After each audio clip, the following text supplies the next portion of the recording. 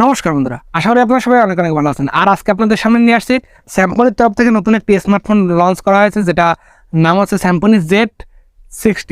তো এই Z60 এই ফোনটা এই বাজেট সেগমেন্টে কেমন হবে এবং এই প্রাইসে কি আপনার নেওয়া ঠিক হবে, এই ফোনটা কোথায় কোথায় কী কী রয়েছে, এই ফোনটা নিয়ে মানে টোটাল একটা ফুল রিভিউ দেবো আজকে আপনাদের সামনে। তো চলুন দেখে নেওয়া যাক যে এই Symphony Z26 এই ফোনটা কেমন হবে আপনার জন্য।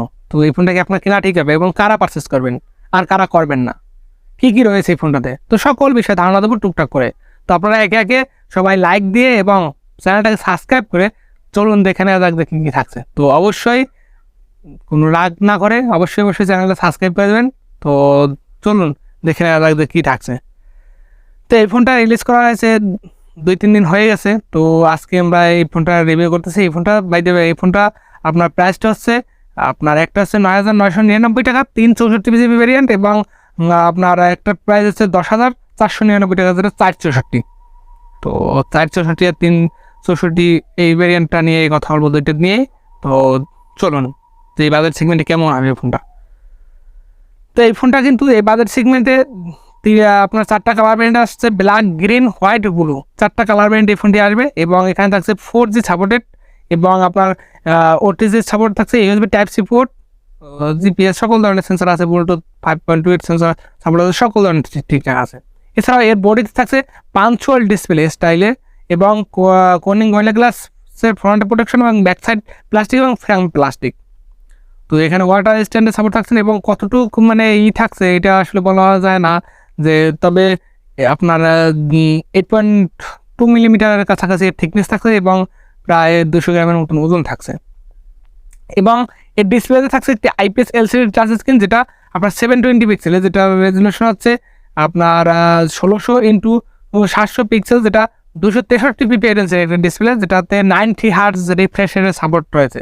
তো এই যে বাজেট সেগমেন্টে লঞ্চ করা হয়েছে এই ফোনটা যে ডিসপ্লে প্রোভাইড করতেছে আপনাদের, তো আমি মনে করি 15,000 টাকা বাজেট সেগমেন্টের ডিসপ্লের মতনই। তো তা কিন্তু আপনারা 10,000 টাকা বাজেট সেগমেন্টে পেয়ে যাচ্ছেন Symphony আপনারা। তো বেশ ভালো মানের ডিসপ্লে নিয়ে আমার কোনো ধরনের কোনো কমপ্লেন নেই, বেস্ট ভালো ডিসপ্লে। এছাড়াও এর ক্যামেরাতে থাকছে আপনার 52 মেগাপিক্সেল একটি সেন্সার, এবং 2 মেগাপিক্সেল একটি আপনার সম্ভবত ডেপথ সেন্সার।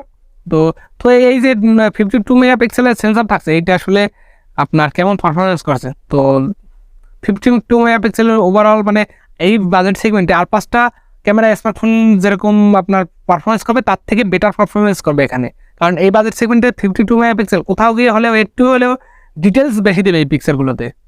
পিক্সেল বিনিং করে তৈরি করা এই ক্যামেরা হলেও আপনার এখানে কিন্তু আপনার পিক্সেলের কোয়ালিটি ভালো হবে অবশ্যই। এই বাজেট সেগমেন্টে বেস্ট ক্যামেরা ব্যাক সাইডে অবশ্যই থাকছে, no doubt best back camera থাকছে এখানে।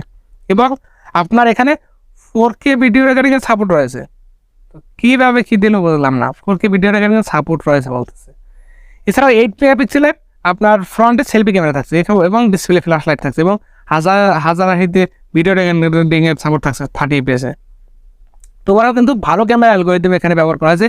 আপনারা এই বাজেট সেগমেন্টে বেস্ট ক্যামেরা ফোন বললেই চলে, 10,000 টাকা বাজেট সেগমেন্টে বেস্ট ক্যামেরা ফোন। তো ক্যামেরা নিয়ে নো ডাউট আপনার ক্যামেরা ভালো পাচ্ছেন।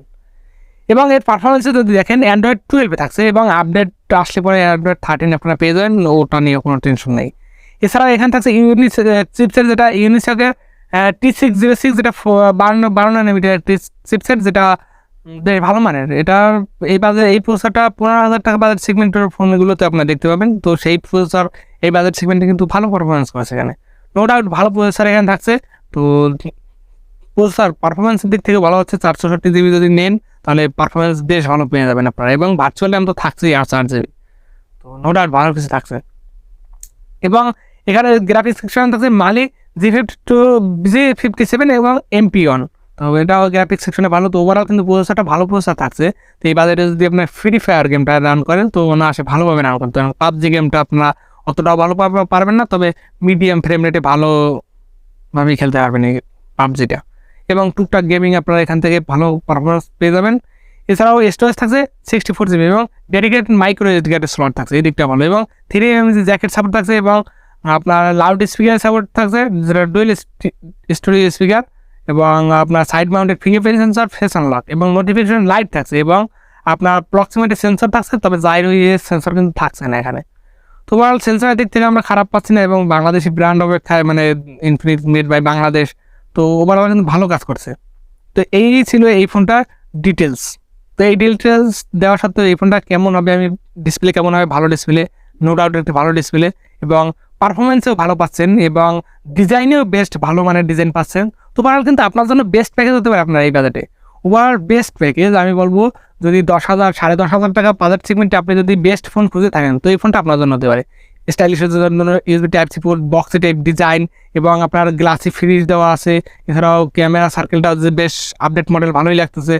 তো ডিসপ্লেটা 5 ডিসপ্লে থাকছে, এবং বাজেট 10,000 টাকা, 10,000 টাকা। তো আপনারা কিন্তু বেশ বেশ ভালো মানের ফোন পেয়ে যাচ্ছেন। তো এই বাজেট সেগমেন্টে one of the best phone হতে পারে আপনার জন্য। তো নো ডাউট আপনারা এটা পারচেস করতে পারেন। তো ভিডিওটা কেমন লাগলো অবশ্যই কমেন্ট করে জানাবেন, এবং নেক্সটে কোন ফোনের রিভিউ দেখতে চান সেটা অবশ্যই কমেন্ট করে জানাবেন। তো দেখা হচ্ছে নেক্সট ভিডিওতে। ভালো থাকবেন, সুস্থ থাকবেন।